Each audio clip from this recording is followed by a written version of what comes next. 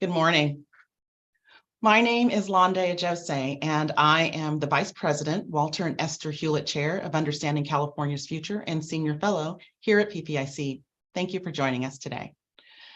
With 1 month to go before a highly consequential election, PPIC is pleased to present today's program featuring a discussion with top political journalists around emerging issues in California and the nation's political landscape.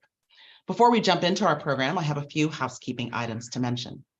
First, today is the 8th event in PPIC's 2022 speaker series on California's future. As a public charity, PPIC does not take or support positions on any ballot measure or legislation, nor does it support, endorse, or oppose any political parties or candidates for public office. We'd like to thank our sponsors of this series for their underwriting support. These organizations are listed on your screen and on our website. We hope you'll consider joining us as a sponsor or donor so we can continue making programs like today's possible. You can find more information at ppic.org. And finally, before we begin, if you have a question for one of our panelists, please send an email to the email address on your screen, ppiceventquestions@gmail.com. We hope you'll include your name and organization along with your question, and we'll save 15 minutes at the end of our program to answer those questions. I would now like to welcome our moderator, Jenny Medina. Jenny Medina is a national politics reporter covering political attitudes and power with a focus on the West. A Southern California native, she spent several years reporting on the region for the national desk. During her time in California, Ms. Medina's reporting has focused on immigration, education, and poverty. She's traveled all over the region examining political policy, public policy, and political issues as they impact people's lives. Welcome, Jenny, and thank you so much for being with us today. Thank you so much for that very kind introduction. I'm going to briefly introduce our incredible panelists, and their full bios are on the website. And I'm starting with Tamara Keith, who is a White House correspondent for National Public Radio and a co-host of the NPR Politics podcast. She has covered the White House since 2014 and covered Hillary Clinton during the 2016 presidential campaign. In July of this year, she became the president of the White House Correspondents Association. And we also have Christine Mai-Duc from the Wall Street Journal, who covers politics, housing, and the economy, and is based in Los Angeles. She previously covered California politics for the Los Angeles Times, where she helped lead coverage of the 2018 midterms. And finally, we have Terry Tang, who is the editorial page editor at the Los Angeles Times, where she oversees the editorial board and the op-ed and Sunday opinion sections. She previously worked at the American Civil Liberties Union and spent 20 years at the New York Times in many capacities, including deputy editorial page editor. Thank you all so much for being with us today, and we'll just jump right in and get started. I'd love to have you start by talking about your key takeaways so far about what the 2022 election season has told us about our national and state political landscape so far. Tamara, can I start with you? Yes. No warning. I'm not going to volunteer. I think that what is standing out to me is that if we had been talking 4 months ago, we would probably be having a completely different conversation than the conversation we're having right now. And I've heard from both Democratic and Republican operatives at very high levels that they would say that they say the same thing, that 4 months ago, it was looking like a red wave election. All of the, economic indicators and political indicators and all of the normal dynamics of a midterm where there's one party in power. All of those dynamics were there. And then the Dobbs decision came down on abortion, and it really scrambled things. Also, in some of the Senate races, there have been, candidate challenges, particularly on the Republican side in some states that should have been extremely winnable. And so you have this dynamic where, an election that maybe was just going to be about the economy is now about a lot of other things, in particular about abortion and reproductive rights as a stand-in for political extremism, or Democrats are sort of figured out that they can sort of lump this in with impinging on people's freedom more broadly. And that is showing that it has a lot of salience with voters, and not just Democratic-based voters, which, one Republican I was talking to yesterday said that means like they're having to work in these districts. Thank you. Terry, can I ask you to jump in? What do you see as the key takeaways so far? Well, I think California is a microcosm, but kind of interesting because the swing states here in Southern California, for sure, are now bluer than they were. A lot of that is through redistricting. But even with redistricting, without the Dobbs decision, and I have to add that with Dobbs, the Republican Party has not been able to cabinet off as just an abortion decision, because they themselves, through both the Supreme Court sort of dicta, have sort of pushed it beyond just, choice issues or reproductive issues to contraception, to LGBTQ rights and equality in that way. So they haven't been able to make it, here's just one decision, one issue that you then don't worry your heads about these other issues. So it has, legitimately become a rights election, I think. In Southern California, for sure, those congressional districts that were held by Republicans are now going to be a tough kind of hurdle for them, because, well, one, the districts are bluer through redistricting, but they're having to avoid talking about rights issues, and they're having to avoid talking about abortion. And that's pretty hard. Certainly always going to be hard in California, but those were districts held by Republican incumbents. They may still hold on to them, a couple of them, but a few of them are really kind of leaning now away from the Republican incumbents. So I think that's really interesting. That's a dynamic that's California specific, but it may also reflect what else is happening in purple districts elsewhere in the country. So many interesting things that you both mentioned that I want to go back to. But before we do that, Christine, let me just ask you the same question. What are your key takeaways so far about what we now know about the national and state political landscape? I would say definitely across the country and also in California. I mean, what I've realized is that in this midterm, there's no such thing as, all politics is local anymore. This is a nationalized election in a much greater way than the 2018 midterms, I think, even were. Back then, you had a number of Republican incumbents, especially in these Orange County districts, especially in the Central Valley, who had an argument to make about what they had done for their constituents locally, what they had done to serve on local issues and their expertise on local issues and the representation of the area and understanding of the district. In the end, it was kind of a blue wave election. People wanted to make a statement with their votes on the House, but you don't see those messages anymore. The Republicans who are running in these same districts have, images of Joe Biden and Nancy Pelosi and talking about, open borders. And the Democrats are all in on, abortion rights and other characterizations of Republicans writ large nationally. So I think this is really showing, when you have two Democrats running in the LA mayor's race, and one of them has to answer questions about his past support of, candidates who may have not supported abortion rights, that is a nationalized election.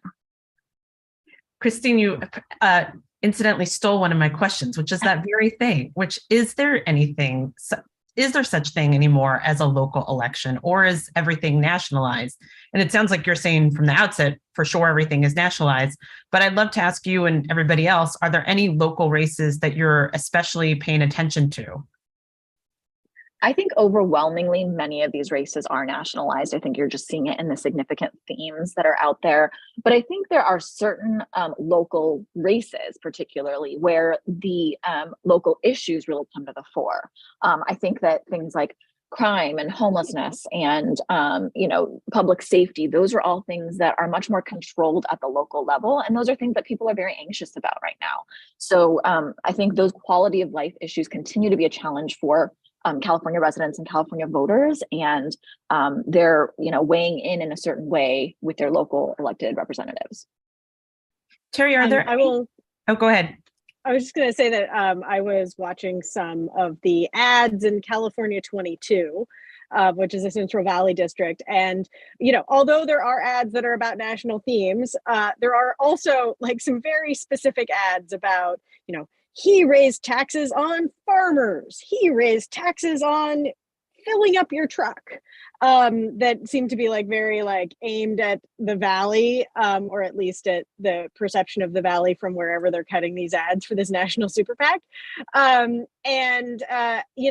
there are still some very specific issues there, but then there's also like abortion ads with one phenomena that I'm seeing a lot of, and this is more broad nationally, but a lot of Democrats are finding local law enforcement validators to include in their ads, because in 2020 they just got destroyed on defund the police.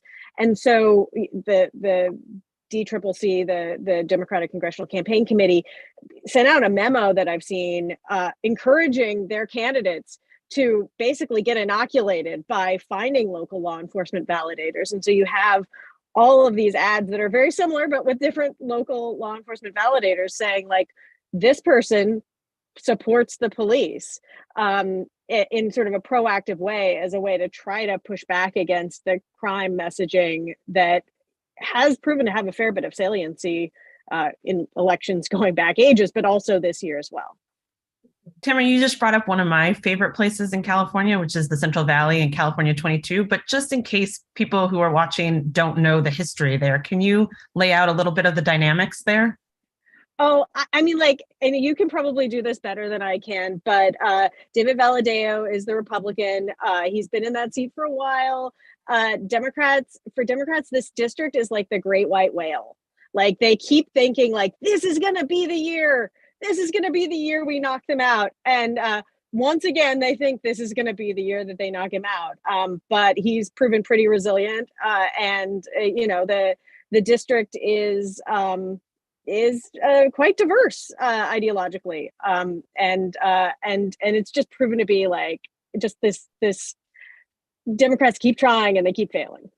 White whale is a perfect way of putting it. And it's worth just, you said diverse ideologically, which it certainly is. And it's also worth mentioning, it's super diverse ethnically. I think it has something like I want to say close to more than 50% Hispanic voters there. Mm-hmm. Absolutely. Go ahead. Also that we've seen in this election, and Ginny, you've reported on this, but Hispanic voters are not a monolith. There's no guarantee that they're going to vote Democratic. And demographics are not destiny, in fact. Mm-hmm. Yeah, absolutely. Terry, from your perspective, are there any House races in the state that you're paying close attention to, or other local races that you think people should be watching? Well, I think the Michelle Steele, J-Chen, that's District 45. That's a completely reconstituted district. And it's bluer than what Michelle Steele had. And she's a very conservative candidate. So that's going to be very interesting. He's been quite active in, local, political movements. He's not a total newcomer to that community, but that will be interesting. She's also one of those who was a Trump supporter throughout, and it has a hard time talking about her abortion stances, and also on contraception, a lot of those rights issues. And so that puts her, throws her back a little bit on her heels. I was going to point out that District 22 with Valadao, that's really interesting because that got more Bakersfield in there. And so it's more Democratic than it had been. And that, I think, the Central Valley is totally fascinating. So it will be interesting to see if that makes a difference. And it may not. But so I'm watching the Steele Chen race. I'm very much interested in the Riverside race, which is Ken Calvert. He's an old style conservative Republican, and that used to be a kind of a Republican stronghold in Southern California. And that district is changing too. It wrapped in Palm Springs, newcomers to that district, His challenger is thoughtful, sort of a new, I think he was in U.S. attorney, assistant U.S. attorney, prosecutor, challenging Ken Calvert, who's been there for 30 years. So that will be really interesting to see whether Riverside, that particular district, is changing, because, well, one, there's a lot of outflow from LA County into those areas for housing prices, and whether that has, a knock-on effect on the politics of Southern California when people can't afford to live in LA County or Orange County. They're going into the Inland Empire. So I think those are two really interesting races. Yeah, it's so interesting. We have a reputation of being such a blue state, but we have all these swing pockets among the state. The Central Valley, Orange County, Inland Empire come up, as you all know, again and again and again. I want to go back to something Tammy brought up at the beginning, which is how much the landscape has changed since the beginning of 2022, and certainly since the last election, since 2020. And I'm curious how, Christine and Terry, how you would describe that, how you would say things have changed since this all started, since this cycle started, and sort of how you imagined it playing out. I think that it's just put a much sharper focus on a lot of these social issues. I think the Dobbs decision had a lot to do with that. I think in the same way that the election of Donald Trump in 2016 put a finer point on what the stakes were for the House, right? I feel like that was the message of the 2018 midterms, and that really faded away. I mean, we've got a Democrat in the White House now, and so that was kind of fading in the background until some of these social issues came to light. And I think it became a much more real and contrasting view between the two parties and what they represent. Yeah, I completely agree. And now people do talk about that you had a great question and great discussion about local issues. And it used to be even House races had local issues. Like, what are you going to do for your constituents back home? You're going to go there, get us good stuff and bring it back home. And now it really is, what are you going to do at a national level? Are you going to be able to defend against an anti-abortion bill in Congress? And people are thinking about that. And, it may not happen, it may be vetoed by President Biden, and California is a very pro-choice state, but even so, people are looking at it as, what are you going to do at the national level on these national issues, unless, at least even in, kind of our interviews with candidates, a lot less in terms of, this is what I'm going to do for my constituents. It's just because their constituents are also worried about having, rights being removed or diminished or watered down. So that's a very local issue to people who are sitting in their districts. So I think that dynamic is, I had not seen that before prior to Dobbs, because no one thought that was really going to happen in any way. So I think that's really, and I think in the next month, I don't think that will change. Tamara, I'd love to ask you, as the one DC person among us, if you thought the January 6th and democracy question would play a bigger role than it seems to be playing so far in the midterms. I mean, there's a lot of evidence that some voters, particularly swing voters, aren't so concerned with January 6th or attacks on democracy. And I wonder how you see that and think about that. Well, and you also have a very large number of candidates, Republican nominees, who believe that the election was stolen, who support the big lie, who in some cases, candidates for governor or secretary of state who won't promise to accept election outcomes. A lot of people who won't promise to accept election outcomes. So this is looming out there in a big way, and it is an issue in some particular races. Like you look at like the Pennsylvania governor's race, for instance, where the message that democracy is on the line is a very big part of the message in that campaign, though also abortion is a big issue in that campaign.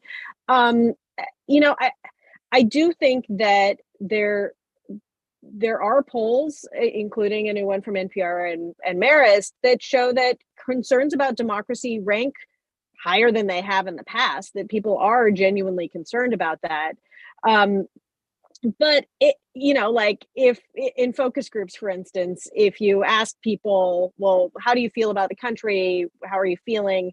They're going to talk about the economy and inflation and gas prices and the supply chain and labor shortages and a whole lot of things before they talk about democracy and before they talk about abortion. And in particular on the democracy thing, I think it's fascinating because there are Democrats who are deeply concerned about the state of American democracy. There are Republicans who are deeply concerned about the state of American democracy, and QAnon adherents who are deeply concerned about the state of American democracy. And they have very different ideas about what the threat is. But the concern is high among a wide range of voters. And I don't know that, like, you can just say anyone who's concerned about the state of democracy is going to vote for Democrats, because I think a lot of them are going to vote for Republicans because they think Democrats are the threat. Yeah. Christine, I'm curious from your point of view, are you seeing this play out in any interesting way? Did you expect this to be any bigger or lesser of an issue in the midterms? I think that what's interesting from the California perspective is that it's kind of, it's really moved away from the January 6th implications of things and the kind of the frailty of our democracy and the actual democratic institutions themselves, because I think the shock of what happened on January 6th has sort of worn off. I feel like a lot of the hearings, people have just tuned out in the latter part of it, and it's less about that, and it's transferred to this idea of fundamental rights.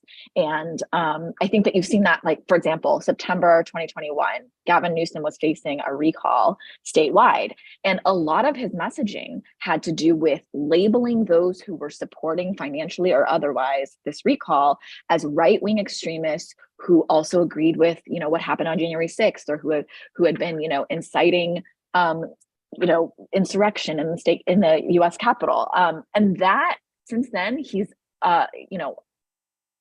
actually shifted his own rhetoric to more about, they're coming for you next. They're coming for your rights next. They're coming for the LGBTQ rights next.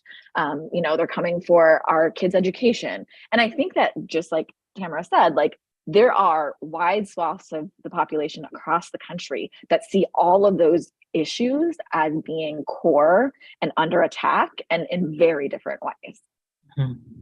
Yeah, I mean, I keep thinking about it that in some ways it feels a little bit like pocketbook issues, kitchen table issues versus these sort of existential questions.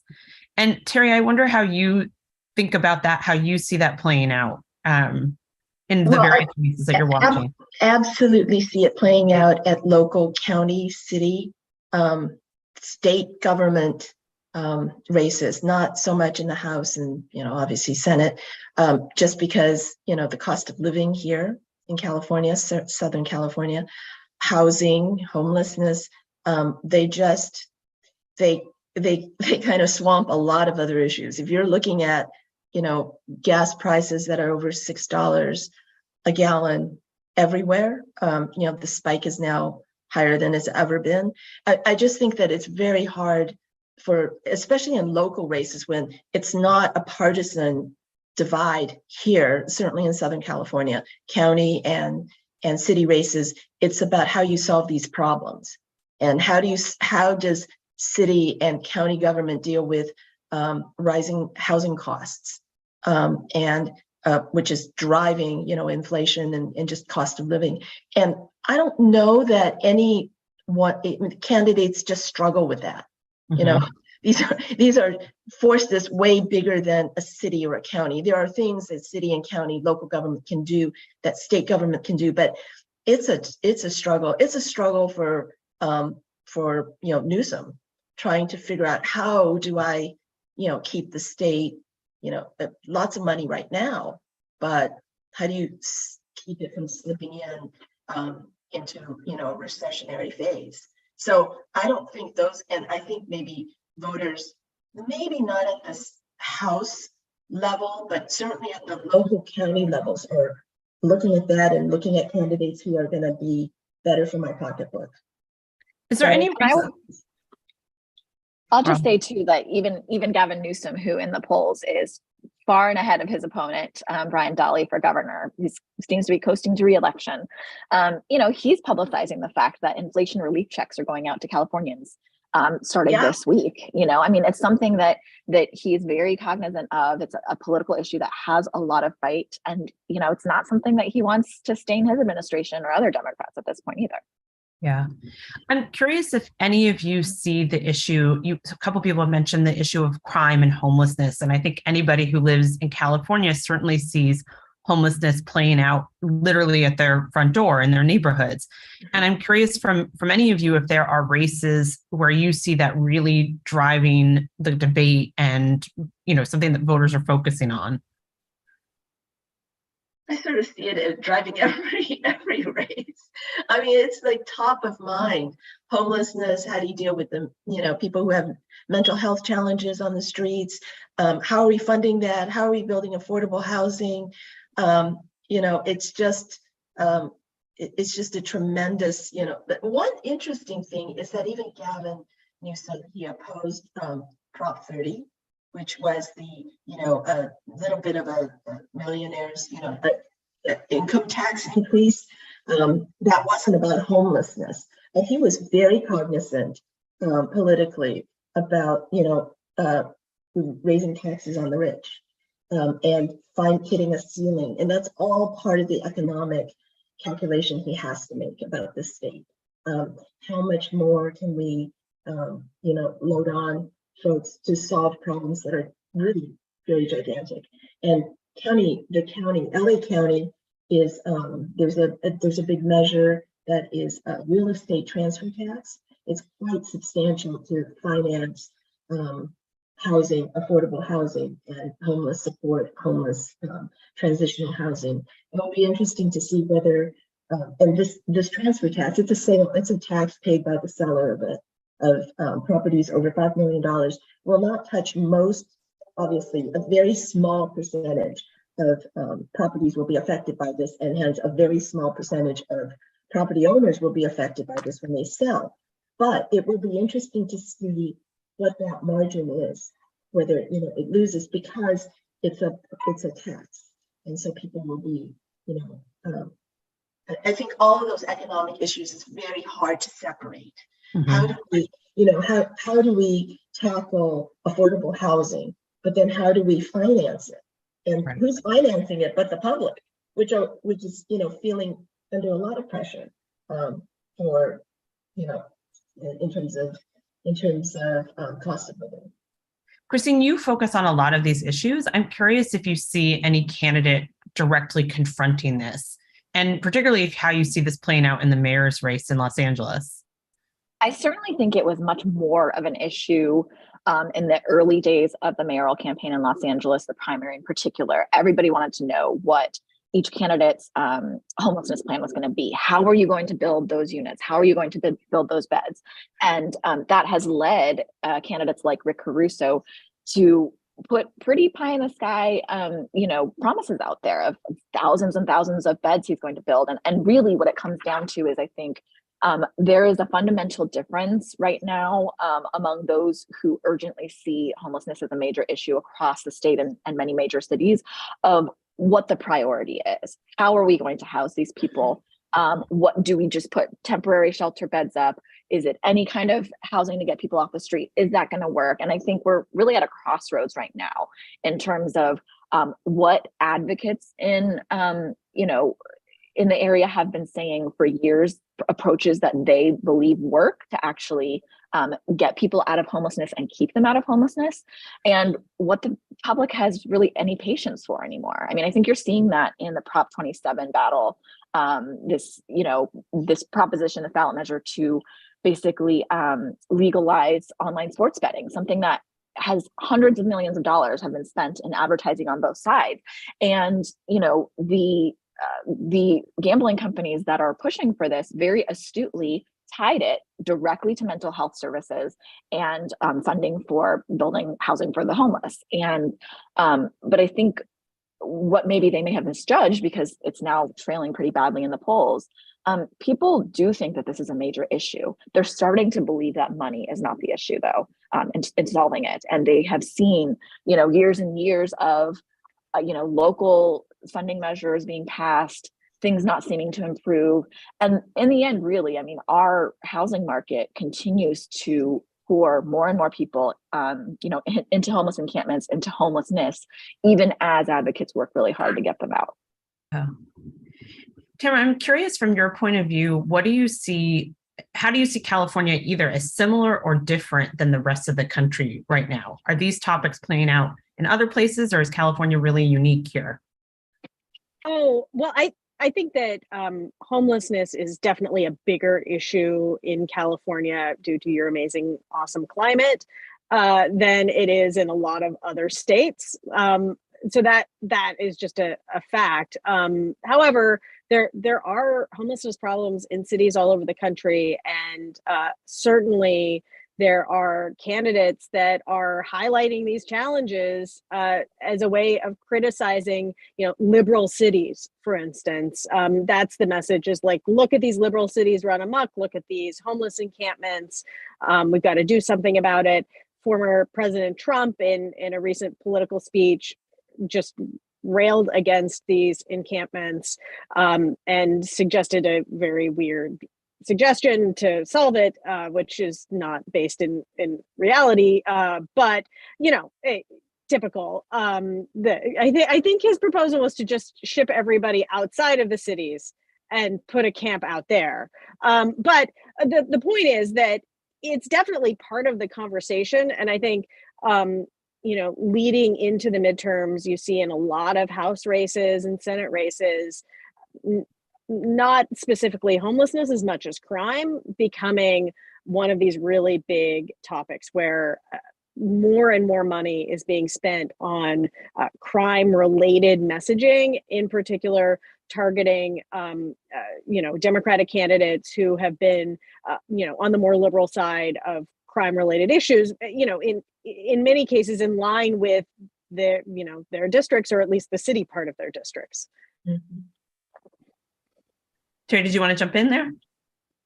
No. Well, I think that's really just fascinating. I mean, I haven't seen as much the crime issue in some of the local races, partly because I'm interested as to why, because either it's been subsumed into homelessness and housing issues, and that, but I mean, there was, I'd say even a year ago, there was more thought that criminal justice reform was the problem. And at this point, much less, just less of that conversation, being in the public eye as, we got to turn back the clock on criminal justice reform, or that crime is going up, because right now crime isn't going up. So, it's taken a bit of a turn than even a year ago, which is a little surprising to me. Yeah, it's interesting. It goes back to where we started, of how much this race has changed since the beginning of the year.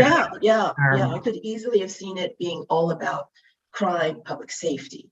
Right. I mean, just a few months ago, we were talking about the recall of the San Francisco district attorney and the potential recall of the LA district attorney, which isn't going to happen, at least for now. So it is quite fascinating how much it's shifted. It's very interesting. The LA district attorney recall was rejected. And that was entirely about, he's letting criminals out on the streets. He's not prosecuting people he should be prosecuting, his liberal stance. And it just didn't light under, in LA County. Yeah.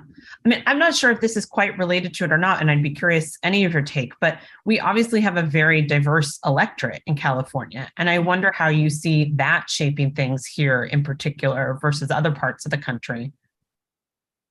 I mean, certainly after redistricting, Latino voters in California were some of the big winners in terms of redistricting. I think it's something like a third of the House districts that were redrawn are majority Latino. And I mean, that's huge. And I think that the opportunity for Latino voters to have more of a voice in these elections is really interesting.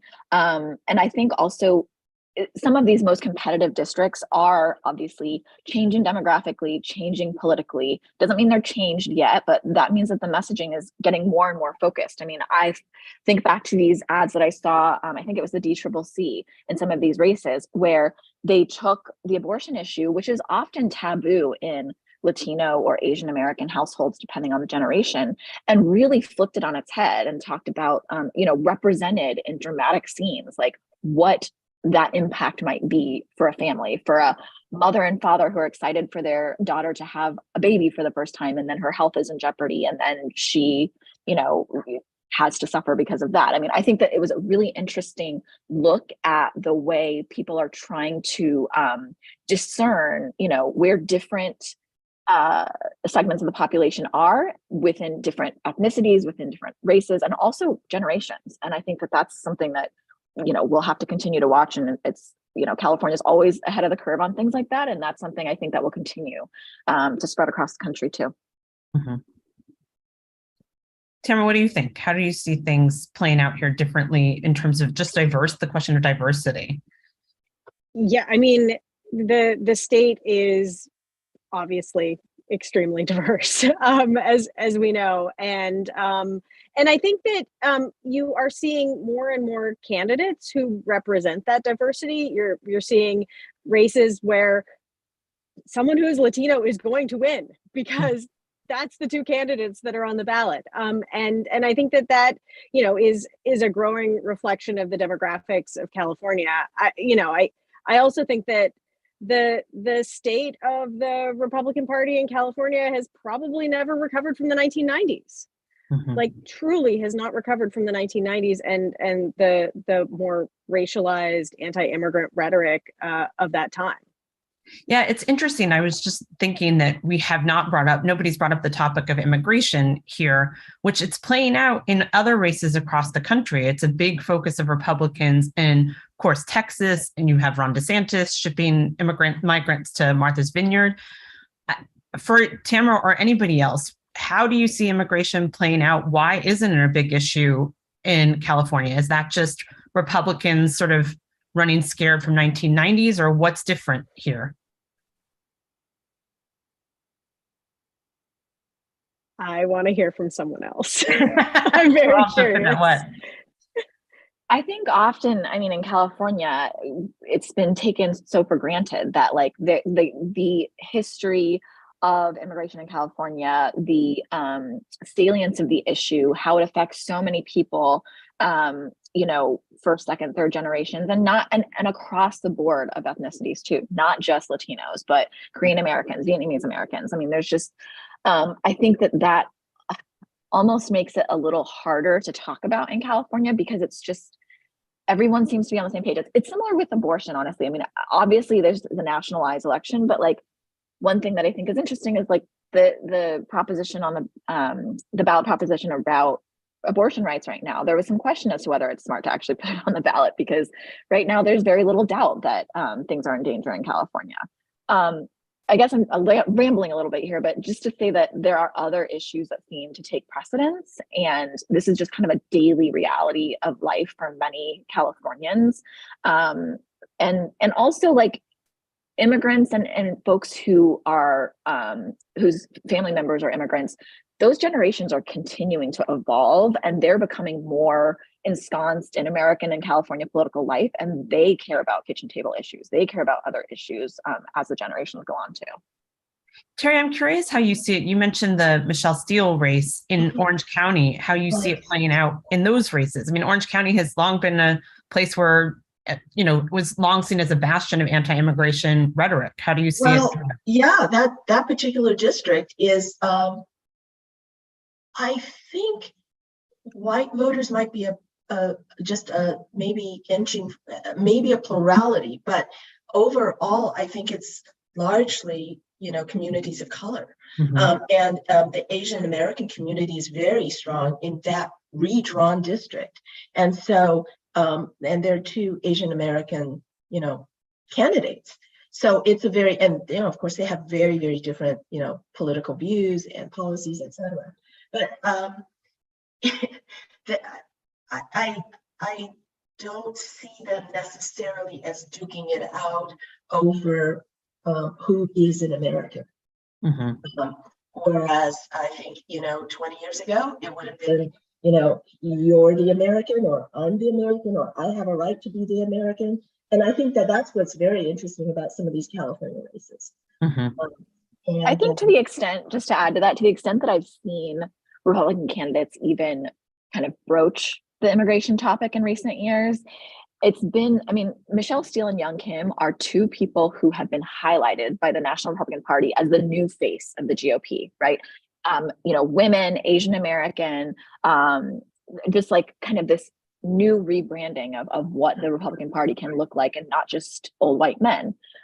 Their emphasis has been in the past, because they're both immigrants, of their families coming to the US the right way, or legally, or, and that's been a way that they've been able to wedge in certain communities on the issue of immigration. And actually, it was really interesting. I think Michelle Steele released an ad recently that talked about her, I think it was called Accent, and she talked about her broken accent, but also that, she is a fierce defender of the United States. And I think that's really interesting, this kind of really small crevice that Republicans in California can use in immigration to talk about those issues.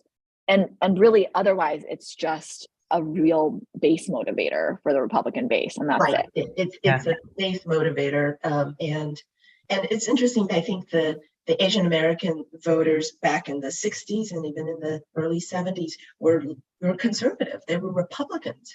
They were very, pro-crime, anti-crime. They were crime voters. They were civic order. They were anti-communist, because of, their own heritage and nations that they came from. So that's really that as we began this conversation, that evolution of some of these communities and new voters and new generations coming from communities of color. It's interesting how the Asian American community has evolved politically.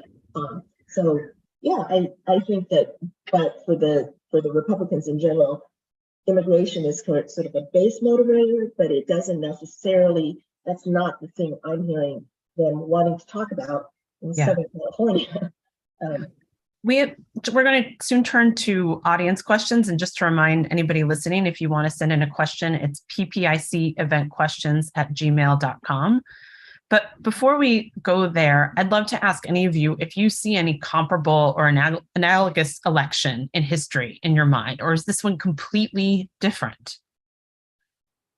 This one feels very different because there are so many different signals.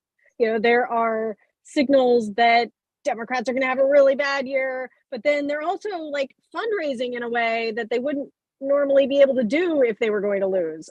And then, the Democratic voters are like way more motivated than they should be in a midterm year. And Republican voters are also super motivated, which you would expect. It's things are just a bit scrambled, and in a way that I don't recall seeing certainly in any time I've been consciously paying attention to politics. I do think it's different in that way as well. I mean, I just feel like this election feels to me very scattered. Like it feels like voters are signaling that 10 things can be true at once. You can be anxious about the economy. You can also be anxious about your fundamental rights. You can be, it's just like, we don't really know what's going to take precedence here and what will or won't go against historical trends. And I think that's one of the ways in which it's different. Yeah, and it's possible we could have a mixed bag. We can all be analyzing this on election day and week and trying to make sense of something that 10 things are true at once. Or election 2 weeks. I think after the last midterm, it took a very long time to realize that Orange County had gone blue. Yes, that is true. Election month, I like to think of it as. Terry, from your perspective, do you see anything like this in history before? Well, I was just thinking 6 months ago, all the best, smartest, most nuanced pundits were always pointing to that every midterm, but for 3 in American history, has gone against the president in the White House, the party in the White House. And I think that, okay, and we just sort of operated along that, there's no reason, no matter anything about the insurrection, what happened January 6th, or it was not going to change. But I think it's really a big deal that historical truism may well not carry out this time. Maybe this is the fourth time. I don't know. But just the fact that we're not so certain as we were 6 months ago. So we're going to move to audience questions. And the first question is that one of the enduring questions of the 2020 national election is why Latino voters who have been reliably leaning Democratic swung toward Trump. And the question is, how do you expect the Latino vote to play into races this year? And relatedly, Beatrice from ABC asked how we can increase Latino participation and have more inclusive elections. Who'd like to take? I'm not going to take much of this, but I will say that if you look at what's happening with the Nevada Senate race right now and the polling indicating that Senator Cortez Masto is potentially in very real trouble, Nevada is like the greatest example of don't just assume because there's a lot of Latino voters that this is going to be a Democratic state forever, because the Latino voters are proving that, like, one, they don't want to be taken for granted by Democrats, and two, they have very diverse views. They're more and more evangelical religiously, and that can change the way you vote. And Terry, do you have any thoughts on how we can increase participation and have more inclusive elections?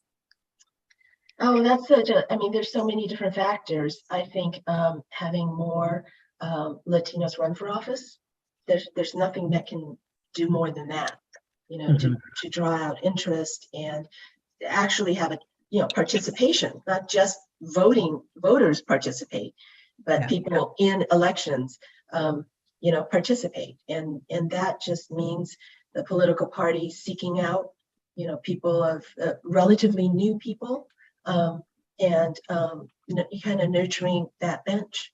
Yeah.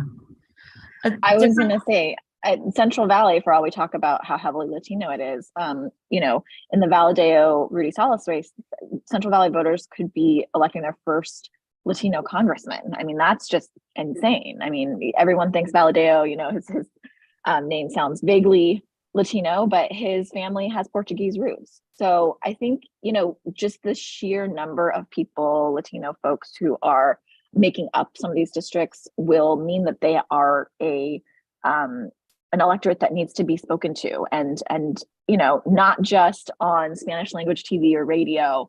There needs to be more intelligent communication with voters of different generations, of different native languages, understanding like how their attitudes change based on their economic status or their life experience. And I think what I hear most from advocates who are trying to get candidates and parties to communicate with, voters of color better is just don't show up 3 weeks before the election and give me a flyer in Spanish. This needs to be an ongoing, voter coalition building thing that campaigns need to recognize early on. And I think some of the campaigns are starting to do that.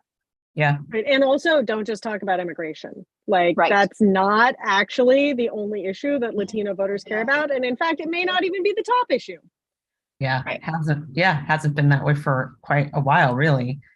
A second audience question. Can you talk a little bit more about campaign spending and particularly around initiatives on the ballot, such as Prop 26 and 27? And do you think any of these measures, maybe Prop 1 or Prop 30, will draw voters to the poll?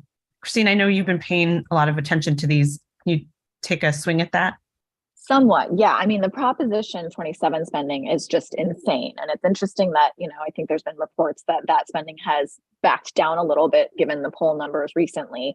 But still, I think we're looking at definitely California's most expensive ballot measure ever, and possibly in US history, which we thought a couple years ago was Prop 22 and was going to be that for a while, which was the Uber Lyft employee ballot measure. So, I mean, I think that it really shows that California, in terms of business, continues to be a huge market for so many different industries. I mean, at the beginning of this cycle, I thought that the tobacco initiative to repeal the law that bans flavored tobacco sales was going to be the most expensive. And little did we know that we were going to have this online gambling initiative. And I think, it's shown in the polling so far, at least, that in terms of 26 and 27 and the gambling propositions, the massive amount of advertising seems to have turned a lot of voters off, actually. I mean, I'm sure you guys have all seen on every device, if you're watching streaming.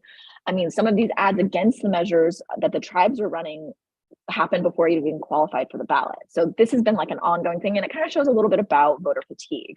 On the other hand, I think what's interesting about Prop 1, this idea that putting something so central like abortion on the ballot in a place like California would really draw people out in an otherwise kind of, low interest midterm election in California. There was some debate about that, about the kind of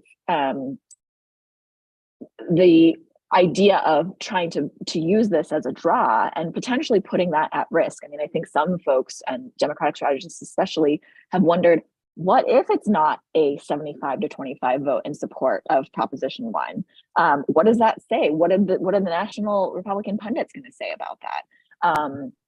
And there's definitely there's definitely conservative forces that are mobilizing, especially in the Catholic churches, I think, against this proposition. So, even just putting it out there as a way to draw people in, I wonder if it's also like the immigration issue, where people don't feel an immediate sense of danger to abortion rights in California, and will it really draw them? Yeah. Another question from the audience: do you think it's a problem that statewide candidates are barely debating this year? And do you think debates are important?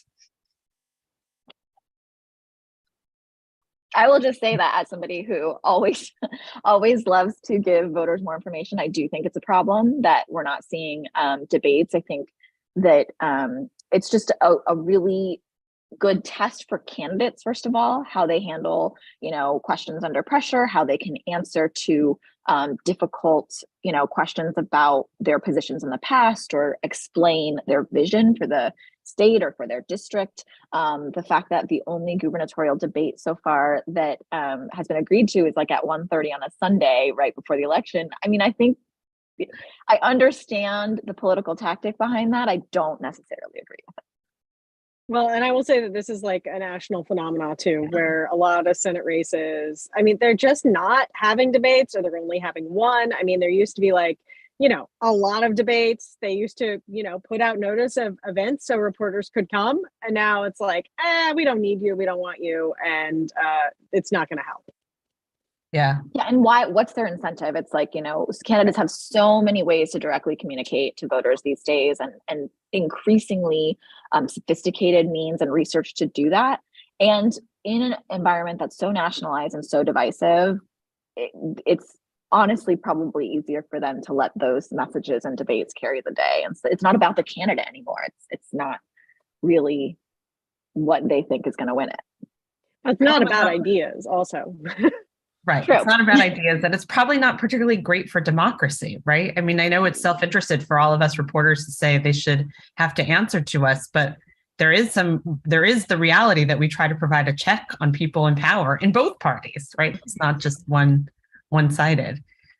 Terry, do you want to add to that? No, I think it's it's not good. But because of the, multiplicity of platforms, all you're getting is just a candidate's campaign. And as scripted as debates can be, they still give a real, they still give a real window into how that candidate can respond to questions, can respond to the public, some level of transparency. And it's really kind of a shame. But from their point of view, there is no upside. Yeah. So they'd have to understand, they'd have to see the bigger purpose of public education and voter, unmediated voter contact. Yeah. And unfortunately, politicians are not necessarily into that. Yeah. There's one other audience question. Is there any precedent of a governor opposing a statewide ballot measure that has the support of his party? Do any of you know the answer to that? feel like I'm being put on the spot here. I I certainly know. can't immediately think of something where, and I'm sure I will get plenty of source emails after this being like, don't you remember this? I do think though that it's not unusual for a governor to take a different position than his party. The most recent example that comes to mind for me is Prop 22, this Uber Lyft measure that was on the 2020 ballot. Gavin Newsom signed the law that it was trying to circumvent, basically, and supported the law at the time enough to sign it. And the labor unions that supported him during his election and during his administration were very much against that measure, and he took no position. That was something behind the scenes, many labor leaders were very salty about, that he did not step up to defend what they had been trying to do with that law. So it's not unusual for, a governor who's trying to govern to kind of take a different stance than the political leaders who are trying to push for change. Mm-hmm. And one sort of almost nearly closing question, the impact of climate change is obviously extremely visible. We have more severe drought here. We have intense wildfires. There's sea level rising. How do you see climate issues playing out now? And is it providing either party with an edge, either in California or anywhere else? Well, I will just say that National Democrats are clearly pointing to the Inflation Reduction Act as like the biggest climate-related spending in history. It's well short of what many activists or even the president and his allies wanted, but it is something. And it's one of those things where, like, if someone wants to get solar panels, they're going to see it because they're going to get a huge improved tax break and rebate on those solar panels, or on like hot water heaters that are also heat pumps and things like that. I think that Democrats in certain places will be pointing to that as like, hey, look, we actually did something. There's a reason for you to keep us in power. Mm-hmm. And I think in California, it's just really hard to for voters to take you seriously if you're not taking climate change seriously. I think that you're not going to find that many voters who are against the kind of emissions goals that California is putting out there. The goals on changing our auto sales to 100% zero emission, or somewhat 100% zero emission, depending on who you ask.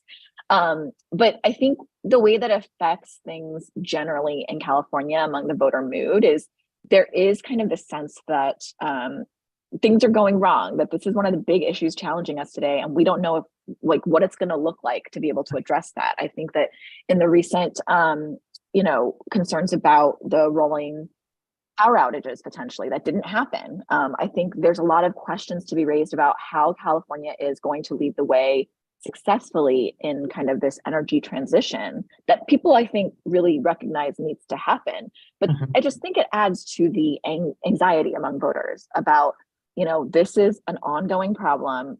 We have to do something about it. But what is that going to look like for my life, for my utility bills, for my, ability to use power and water and all of that? So I think that's something to keep in mind. So we have literally 2 minutes left, and I want to ask just one closing question. And if you can answer in a sentence, what are you looking for after November? Do you see any signs of coming together or coming even further apart? And Terry, I'll start with you.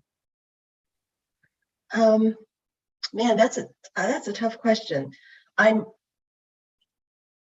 don't see us coming together, frankly. And I think, not to be a pessimist, I just don't see the two parties being in any kind of dialogue.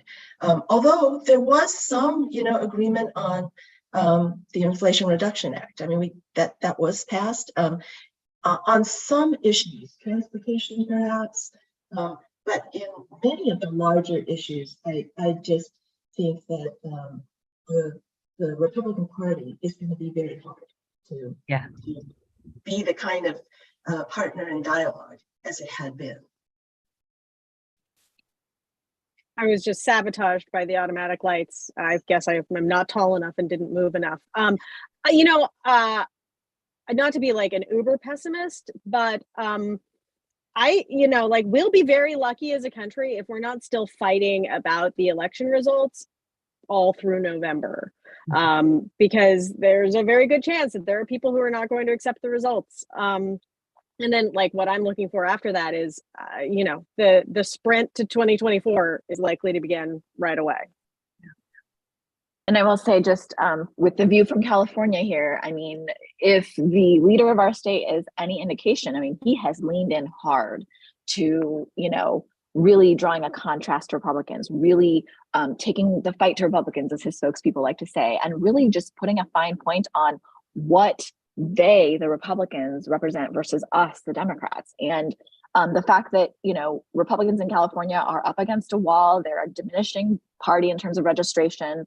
They have nothing to lose by fighting, real partisan battles, and Democrats have nothing to lose at this point either. So I just don't see this whole kumbaya moment happening anytime soon. On that very positive, but realistic note, thank you all so much. I'd like to thank all of the panelists for participating today. And PPIC would also like to thank the sponsors of this event. And finally, thanks to all of you for joining us today. If you pre-registered, later today you will be receiving a survey, and I know PPIC would appreciate your feedback. Please be safe and have a good afternoon.